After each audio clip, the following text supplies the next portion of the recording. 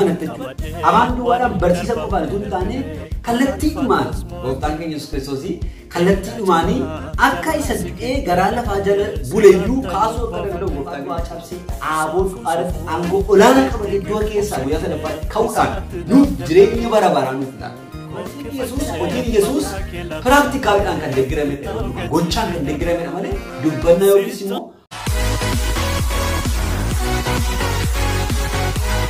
jaalatamtoonni kabajamtoonni gooftaatti kan eegamtan ijoollee Waaqayyoo maatiin ilmaan mootummaa akkam jirtu nagaa keessanii gooftaa isa nu jiraachisee gooftaa isa ayyaana isaa nu baay'iseef galanni guddaan haa ta'u nagaa qabaannee jiraan guyyaa irraa ga'uun keenya baay'ee guddaa namatti tola gooftaan eebbifamu baganaaf jiraattan baga guyyaa irraa geessan anis obboleessi keessan baay'ee nagaa godhaa ayyaana Waaqayyootiin eegamee ayyaana Waaqayyootiin gargaaramee guyyaa irraa ga'eera. Gooftaan eebbifamu gidduudhaan xiqqoo fagaatee irratti fakkaata. Xiqqoo fagaateera. Waaqayyo immoo yeroon fagaatus yeroon turus anaaf isinii walitti deebisee jechuudha. Akkam jirtu isin baay'ee tokko si yaaleera isinii godheera jechuudha.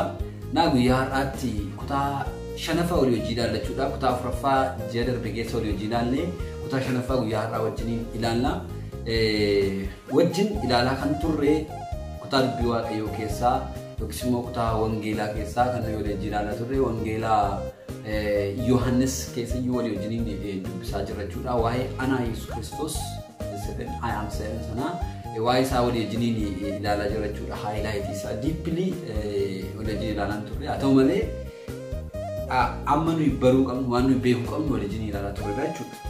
Kutaa tokkoffaa lamaffaa sadaffaa afuraffaa raawwanneerra amma kutaa shanaffaa isa irra geenyerra jechuudha. Waa'ee ana Yesuus Kiristoos Wangeela Yohaannis boqonnaa jaarraa kaasneetti ilaalaa turre gooftaa Yesuus Kiristoos eessatti ana kallattiidhaan jechuudha. Daayirektiidhaan kallattiidhaan iddoonitti ana ofiin jedhee dubbate isa kana kan walii wajjin ilaalaa turreerra. Gooftaan ayyaa isaan nu baay'isee jennaan guyyaa har'aa geenyerra jechuudha. Kutaa shanaffaa irra geenyerra. Egaa yeroo darbe kutaa afuraffaa kan walii ilaalle tikseen gaariin ana isa jedhu walii wajjin ilaalle. Tikseen gaariin ana kan jedhu warri nagine isatti deebitanii booddee ilaaluu dandeessu viidiyoon isaa hojjetameera waan ta'eedha. Kutaa sadaffaa irratti ana balballee hoolotaa isa gooftaan keenya Yesuus Kiristoos jedhee dubbate walii wajjin ilaalle. Kutaa lammaffaa irratti immoo ani ifa biyya lafaati isa gooftaan keenya Yesuus Kiristoos jedhe. Ani ifa biyya lafaati kan inni jedhe walii wajjin ilaalle turre. Kutaa tokkoffaa irratti immoo ana buddeen jireenyaa isa gooftaan keenya jedhe walii wajjin ilaalle jechuudha. Ana buddeen jireenyaa gooftaan keenya Yesuus Kiristoos jedhe walii wajjin ilaalle turre jechuudha. Kutaa tokkoffaa yaa chaanelii kanaafis aadaa kan taatan dubbii Waaqayyoo nu waliin barachuu kan barbaadan gara maatii ilmaan mootummaatti dabalamtanii dubbii Waaqayyoo yeroo yerootti isiniif gadhiifamu dhaggeeffachuu kan barbaadan you are welcome. Baga nagaan dhuftanii isinis maatii ilmaan mootummaa taatanii subscribe gootanii ergaa yeroo yerootti isiniif darbu akka dhaggeeffattan akka isin ga'uudhaaf immoo subscribe akka gootan yaada Waaqayyoo isiniin gaafadhaa. Kanaaf maatii ilmaan mootummaa ta'a. Waaqayyoon walii wajjin ilaallamu wangeela daangaa dabarsinu wangeeluma daangaa dabarsuudhaan kan hafe kaayyoon yookiis pilaaniin biraan jiru jechuudha. Galanni gooftaa Yesuus Kiristoos dhaabatu. Waaqayyoon nagaaf ayyaana araara isaa nuuf baay'isee yeroo kanaan nu ga'e Waaqayyo Abbaa Waaqayyo Ilmaa Waaqa Mul'uu Sada Waaqayyo tokkootiif galanni guddaan ta'u. Egaa guyyaa har'aa kutaa shanaffaa du'aa ka'uun jireenyis ana isa gooftaan keenya Yesuus Kiristoos jedhee walii wajjin ilaallachuudha. Kutaa shanaffaa du'aa ka'uun jireenyis anadha isa gooftaan keenya Yesuus Kiristoos jedhee dubbate. Wangeela Yohaannis boqonnaa 11 irraa dhandee ilaallachuudha. Wangeela Yohaannis boqonnaa 11 guutummaa isaa isin dubbifadhaa jalqabaa amma dhumaatti dubbifadhaa barumsa guddaadhaa argattu jechuudha. Barumsa guddaatu irra jira. Ani garuu iddootti main point yookiis immoo tuqaan koo inni hangafa iddoon itti argamu du'aa ka'uun jireenyis ana kan jedhu isiniif dubbiseetan isuma kanaan itti fufnee walii wajjin ilaallaa jechuudha. Wangeela Yohaannis boqonnaa 11 lakkoofsa 17 irraa kaaseen dubbisa achirraan argadha waan ta'eef jechuudha. Isin garuu boqonnaa tokko kaastanii yoo dubbistan baay'ee gaarii ta'a jedhee yaada. Galanni gooftaadhaaf haa ta'u. Maqaa gooftaa maqaa Yesuus Kiristoosiitiin nan dubbisa. Wangeela Yohaannis boqonnaa 11 irraa kaasee nan dubbisa. Akkas jedha. Yesuus yommuu achi ga'ee Alaazaar du'ee erga awwaalamee guyyaa 4 ta'uu isaa bare. Bitaaniyaan Yerusaalem irraa akka kiiloomeetirii 3 yookiis adeemsa walakkaa sa'aatii duwwaa hin fagaata ture. Yihuudoonni baay'eenis waa'ee du'a obboleessa isaaniitiif Maartaa fi Maariyaamiin jajjabeessuudhaaf dhufanii turan. Maartaan dhufa Yesuus dhageessee gaditti baate. Maariyaam garuu mana keessa hin teessi turte. Maartaan yommus Yesuusiin gooftaa utuu ati as jiraatti obboleessi koo hin du'u ture.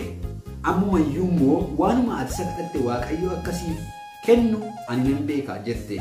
Yesuus yommus obboleessi kee hin ka'a ittiin jedhe. Maartaan immoo deebiftee guyyaa isa dhumaatti yeroo warri du'an du'aa ka'anitti akka inni ka'u ani beeka jette. Yesuus garuu du'aa ka'uun jireenyis anaa jedhe. Lakkoofsa 25 irratti du'aa ka'uun jireenyis anaa. Namni anatti amanu yoo du'e iyyuu hin jiraatu. Utuu jiruu kanatti amanu hundinuu immoo bara baraan hin du'u.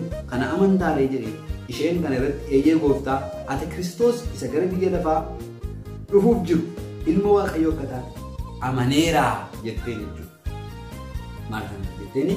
Egaa iddoo kanarraa kutaa boqonnaa tokko kaasnee gaafa dubbifannu Yesuus Kiristoos yeroo itti Alaazaar dhukkubsataa ture kana keessaa Maartaanii fi Maariyaam obboloota turanii. By the way, Maartaan, Maariyaam, Alaazaar jedhu kun obbolaadha walii fi jarri obbolaa walii wajjin jiraatanidha.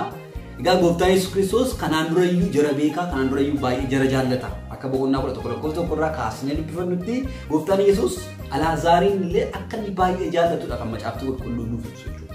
Alaazaariin baay'ee tokko akka inni jaallatuyyuu macaafni qulqulluun nuuf ibsaa jechuudha. 11 irraa gaafa dubbifannu lakkoo tokko irraa kaasnee gaafa dubbifannu achi keessatti argachuu ni dandeenya. Ani garuu yeroo kootiif jecha achirra deemee dubbisuus hin dubbifadhaa. Na baay'ee jaallata jechuudha gooftaan Yesuus Kiristoos Alaazaarii. Baay'ee tokko jaallata. Maatii sana guutummaan jaallata gooftaan. Haa ta'u malee Alaazaar dhukkubsatee yeroo turetti Maartaanii fi Maariyaam gara gooftaa Yesuus Kiristoositti nama erganii akka inni dhaqee gargaaruuf akka inni du'a sanarraa obboleessa isaanii hambisuuf yookiis immoo akka gooftaan Yesuus dhukkuba sanarraa Alaazaarii fayyisuuf namatti ergatanii turanii gara gooftaa Yesuus Kiristoos dhaquu hin dandeenye jechuudha.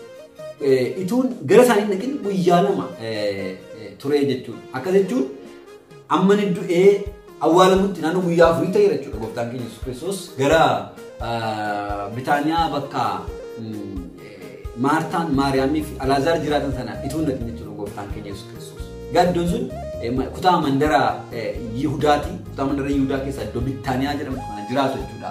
Maartaan, Maariyaamii fi Alaazaar. Gaa gooftaan baay'ee jaallatu iyyuu malee yeroo jirritti waaman kanatti dhukkuba kanarraa Alaazaarii fayyisuudhaaf gara isaanii namne gooftaan keenya Yesuus Kiristoos. Gara isaaniitti gadi hin buune jechuudha. Waan garaa jabaate fakkaata. Waan garaa iddoo kanatti gaafadhaan waan garaa jabaate fakkaata. Garuu sababoota gurguddoo ja'a wayii jiru jechuudha. Maaliif gooftaan dhaquu ture? Maaliif gooftaan Yesuus gara sana deemee dhaqee Alaazaarii fayyisuu ture? Sababoonni jedhaman sababoota ja'a wayii walii wajjin ilaaluu dandeenya jechuudha gaggabaabaan. Gooftaan keenya Yesuus Kiristoos egaa du'aa ka'uudhaaf jireenyas. Kanarra wajjin kooriin pointiin yaada keenya gooftaan Yesuus Kiristoos du'aa ka'uudhaaf jireenyas. Egaa gaafa laallu maaliif gooftaan keenya Yesuus Kiristoos akka waamamee dhaqee Alaazaariin ituunni gara boolla du'aa hin deemin, ituunni gara du'aatti gadi hin bu'in, ituunni boolla keessan ka'amin dafee maaliif gooftaan keenya qaqqabee dhukkuba isaarraa fayyisuu dhiise? Maaf sababni isaa? Kan jedhuufi akka tokkoffaatti kan walii wajjin ilaallu ulfinni Waaqayyoo Abbaa akkasumas ulfinni gooftaa keenya Yesuus Kiristoos akka inni mul'atuudhaaf ulfina Waaqayyoo isa guddaa sana mul'isuuf jecha gooftaan keenya Yesuus Kiristoos turee jira jechuudha. Kanas immoo hangara Yohaannis boqonnaa 11 lakkoofsa 41 fi 42 irraa ni arganna jechuudha. 41 42 irraa maal jedha? Kana booddee isaan dhagicha awwaalichatti fuudhan. Yesuus garuu ol ilaalee yaa Abbaa anaaf dhaga'uu keetiif sin galateeffadha. Akkaati yeroo hundumaa anaaf dhageessu ani beekeera. Garuu namoonni as dhaabatan kun akka ati ana ergite haa amananiifan kana dubbadhee jedhe. Na ulfinni Waaqayyo gooftaa maccaa yeroo kanatti mul'ate jechuudha. Akka Waaqayyo gooftaa keenya Yesuus Kiristoosiin ergellee sabni achi dhaabbatanii jiran Yihuudoonni dur gooftaa Yesuus Kiristoositti hin amanne, Yihuudoonni gooftaa Yesuus Kiristoosiin amananii fudhanne kun akka jarri amanan ta'e jechuudha. Inni kan biraa Yesuus du'aa fi si'ool irratti dhaabuu qabaachuusaa. Gooftaan Yesuus Kiristoos kanaan dura macaafa qulqulluu keessaa yommuu ilaallu gooftaan Yesuus Kiristoos namoota baay'ee dhukkuba isaaniirraa fayyiseera, warra naafan diriirseera, warra dhukkubsatanii gara du'aatti dhiyaatan dhukkuba isaanii kana keessaa fayyina guddaa kenneeraafi. Akkuma kanas immoo battala kan du'anii sireerra jiran gara awwaalaa kan hin deemne, gara kan awwaalan hedduu isaanii du'a keessaa kaaseera. Haa ta'u malee kan awwaanamee guyyaa 3 akkasittiin guyyaa 4 gara lafa jala keessatti bule kan hin kaasne jechuudha. Na gooftaan keenya Yesuus Kiristoos egaa isa dhukkuba duwwaa hambisee akka namni gara duwaatti hin deemne gochuu duwwaatu hin taane. Kana duwwaa gochuu duwwaatu hin taane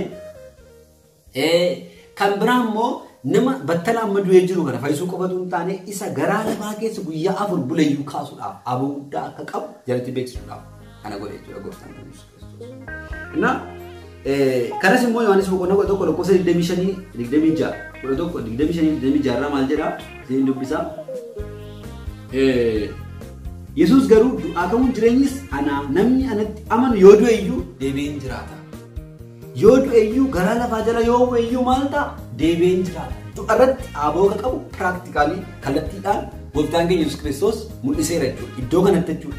Afaan duwwaadhaan barsiisa qofaan osoo hin taane kallattiidhumaan gooftaan keenya Yesuus Kiristoos kallattiidhumaanii akka isa du'ee garaa lafaa jala buleeyyuu kaasuu akka danda'u gooftaan keenya Yesuus Kiristoos ibseera jechuudha. Kan biraa amantii bartoota isaa cimsuudhaaf gooftaan keenya Yesuus Kiristoos kasadaffaatti kennan amantii bartoota isaatii cimsuudhaaf ol kaasuudhaaf guddisuudhaaf gooftaan keenya gara godhe. Bartoonni yeroo sanatti gooftaan akka inni isa du'e isa awwaalame isa waan isa abdiin isaa citee jedhe lafa keessaa kaasuu danda'u amantii guutuu qabaatan. Kan dura bartoonni kan beekan maalidha? Kan bartoonni beekan kanaan dura isa dhukkubsate fayyisuu, sanaaf dureessuu, isa jaame jabanuu, kan amma du'ee tireera ciisu immoo kaasuu, kan lafa jala bulee kaasuu hin beekan turan. Amantii sana amma sana gahu qaban turan. Garuu gooftaan keenya Iyesuus Alaazaariin du'a keessaa kaasuu isaarraa kan ka'e. Isa bultii 4 garaa lafaa jala bule kaasuu isaarraa kan ka'e amantii guddaa nama kana gahu disipiliin warra ta'an bartoota isaa keessattis uumameera jechuudha. Inni afuraffaa namoonni baay'een fayyaniiru. Sababii fayyina namoota hedduu ta'eera jechuudha. Amantii dinqii kanaan jechuun dinqii gooftaan keenya hojjete kanaan namoonni hedduun Yihuudoonni hedduun gara gooftaa Yesuus Kiristoositti harka isaanii kennatanii fayyina guddaa argataniiru jechuudha. Namoonni baay'een namoonni danuun gooftaa keenya Yesuus Kiristoositti amanan. Yohaannis boqonnaa 1 lakkoofsa 45 irra ni ilaalla. 45 irraa maal jedhaa? Maqaa Yesuusitti nan dubbisaa. Yohaannis boqonnaa 1 lakkoofsa 45 irraa Yihuudoota gara Maariyaam dhufan keessaa baay'een waan Yesuus hojjete arganii itti amanan. Waan Yesuus godhe dinqii Yesuus godhe kana arganii iyyuu gooftaa Yesuus Kiristoositti harka isaanii kennatan itti amanan jechuudha. Amantii yookiis immoo fayyuu namoota hedduudhaaf turtiin gooftaa keenya Yesuus Kiristoos Alaazaariin dhukkuba isaarraa fayyisuudhaaf turuunsaa jechuudha. Alaazaariin dhaqee dhukkuba isaarraa fayyisuu dhiisuunsaa amma inni du'ee awwaalamutti eeguunsaa fayyina namoota hedduudhaaf sababa guddaa ta'eera. Galanni guddaan gooftaa keenya Yesuus Kiristoosiif haa ta'u. Inni biraa namoonni du'aa ka'uu Yesuusitti akka amananiif illee sababa ta'a. Du'aa ka'uu Yesuus Kiristoos saganaa ta'u jechuudha. Fakkeenyaaf gooftaan keenya Yesuus Kiristoos qabamee harka warra jal'ootaatti dabarfamee kennamee erga du'ee booddee guyyaa sadaffaatti du'a keessaa akka inni ka'u isa dura akkasitti barsiisaa ture. Yeroo sadii deddeebi'ee ani dabarfamee harka warra jal'ootaatti kennamee nan du'a. Guyyaa sadaffaattis immoo du'aa nan ka'a. Isa jedhe gooftaan keenya Yesuus Kiristoos kallattiidhaan immoo ofii isaatii du'a sana keessa akka ka'ullee jarri amantii guddaallee qabaatan godheera jechuudha sababni kun jechuudha. Maaliif Alaazaar guyyaa sadiitti guyyaa 4 gara lafaa jala buleeyyuu ka'e gooftaan keenya Yesuus Kiristoos immoo guyyaa sadiitti du'a keessaa gara jireenyaatti deebi'e yookiis immoo du'a gara lafaa jalaa guyyaa sadaffaatti awwaalicha fonqolchee ka'e gooftaan keenya Yesuus Kiristoos. Baay'isoo gooftaan Yesuus Kiristoos nuuf jedheetiyyuu nuuf jedhee dhufe gara biyya lafaa nuuf jedhee waan rakkina hedduu baate malee du'aa wajjin iyyuu kan wal argus miti gooftaan keenya Yesuus Kiristoos. Haa ta'u malee qarriffaa du'aa cabsee aaboo du'aarratti aangoo olaanaa qabatee du'a keessaa guyyaa sadaffaatti ka'uudhaan nuuf jireenya bara baraa nuuf laate. Isa kana agarsiisa isa kanaatiif turee Alaazaariin guyyaa afuraffaatti du'a keessaa nuuf kaase. Inni kan biraa raawwatamuu yaada Waaqayyootiif jechuudha. Waaqayyoo gooftaan Yesuus Kiristoos gara biyya lafaa kana dhufee ilma namaatiif du'ee dhiiga isaa dhangalaasuudhaan ilmi namaa immoo akka jireenya bara baraa argatu Waaqayyo wajjin akka walitti araaramuufidha. Waaqayyo kan barbaade. Karooraaf parpasii Waaqayyoo inni guddaan kana. Inni kun immoo raawwatamuudhaaf gooftaan Yesuus Kiristoos harka warra jal'ootaatti dabarfamee kennamuu qaba. Yihuudoonni sababni jarri akka guddaatti fudhatanii gooftaa Yesuusin qabanii ajjeesaniif sababa sakamiif jechuudha. Kan jarri qaraanioo fannoo irratti fannisaniif. Kan jarri dabarsanii du'atti laataniif warra Yihuudootaa kun kan jarri gooftaa Yesuusin qabanii ajjeesaniif sababni inni guddaan Alaazaar du'aa ka'uu isaati. Maaliif Alaazaar du'a keessaa gara lafaa jalaa keessaa guyyaa afuraffaatti ka'uun Yihuudoota hedduu sammuu isaanii geeddareera. Yihuudoonni hedduun Gooftaa Yesuus Kiristoos duukaa akka bu'an akka fayyan ta'eera. Kun immoo maal fidee barsiisonni seeraa yookiis immoo warri seera barsiisan jechuudha. Miseensonni jara ganaa fudhatamaniiru. Namoonni jara dhiisanii gara Gooftaa Kiristoos gadi amananiif amantii jarri muka abbaa keenyaa irraa dhiisanii Yesuus Kiristoosiin fayyisaa lubbuu isaanii waan godhataniidhaaf jechuudha. Fayyisaa lubbuu isaanii godhatanii waan itti amananiidhaaf jechuudha. Amma miseensonni gara waldaa kiristaanaa jaraa deeman hin jiran jechuudha.